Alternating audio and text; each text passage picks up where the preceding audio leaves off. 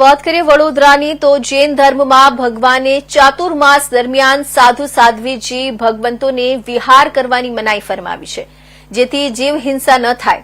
આ અંગે વલ્લભસુરી સમુદાયના વર્તમાન ગચ્છાધિપતિ આચાર્ય ધર્મ ધુરંદર સુરી મહારાજે જણાવ્યું હતું કે ચાતુર્માસ દરમિયાન સાધુ સાધ્વીઓ એક ઠેકાણે રહી સાધના આરાધના કરતા હોય છે અને શ્રી સંઘને આરાધના કરાવતા હોય છે.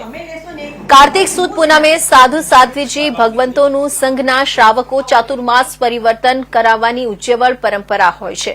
ગચ્છાધિપતિ આચાર્ય ધર્મ ધુરંદર સુરી મહારાજ લાલબાગ જૈન ઉપાશ્રયથી ગીતેશ મહેન્દ્રભાઈ શાહના માંજરપુર સ્થિત ઘરે વાજતે ગાજતે પગલા કરી માંગલિક સંભળાવ્યું હતું તથા બાબાજીપુરા જૈન સંઘ ડેરા પોળમાં ધર્મસુરી સમુદાયના રાજા મહારાજ વાજતે ગાજતે જાણીતા વકીલ નીરજ જૈનના ઘરે ચાતુર્માસ પરિવર્તન કર્યું હતું અને માંગલિક ફરમાવ્યું હતું અને સાધ્વીજી મહારાજને ભારતીબેન તથા નીરજ જૈને કામણી ઓઢાડી હતી અને તથા અલકાપુરી જૈન સંઘના ધુરંદર વિજયજી આચાર્ય હેમ પ્રભુસુરીજી આદિ ઠાણા સંઘના ટ્રસ્ટી જયેન્દ્રભાઈ શાહના ઘરે ચાતુર્માસ પરિવર્તન માટે પધાર્યા હતા તથા માંગલિક સંભળાવ્યું હતું.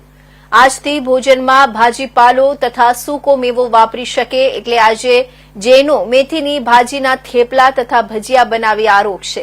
આજે સવારે દરેક જૈન સંઘોમાં પહેલા શત્રુંજયના પટ સમક્ષ ચતુર્વિધ સંઘ સાથે 21 ખમાસમણ તથા ચૈતન્ય વંદન તથા ભાવ યાત્રા કરી હતી.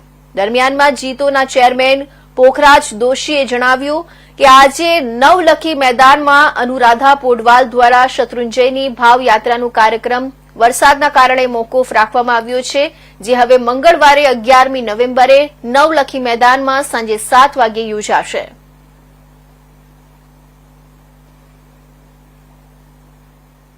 આજથી સાધુ ભગવંતો તથા તમામ સનાતન ધર્મના પણ સાધુઓ આજથી વિહાર કરે છે અથવા દર્શન કરવા માટે અલગ અલગ જગ્યાએ જાય છે. જૈન સમાજમાં આજે અહીંયા બાબાજીપુરા જૈન સંઘમાં શત્રુંજય એટલે ગિરનાર શત્રુંજય પટના દર્શન સાધુ ભગવંતોની હાજરીમાં થયા.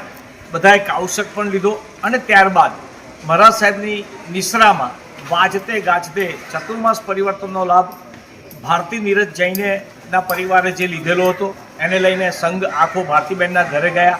ત્યાંથી પછી ત્યાં મહારાજ સાહેબે માંગલિક સંભળાવ્યું અને ત્યારબાદ બધા દેરાપોળ ઉપાશ્રય ખાતે આવી અને અહીંયા ભોજનશાળામાં નવકાળસિંહ ભારતીબેન નીરજ જૈનને લાભ લીધેલો છે, તો બધા એનો લાભ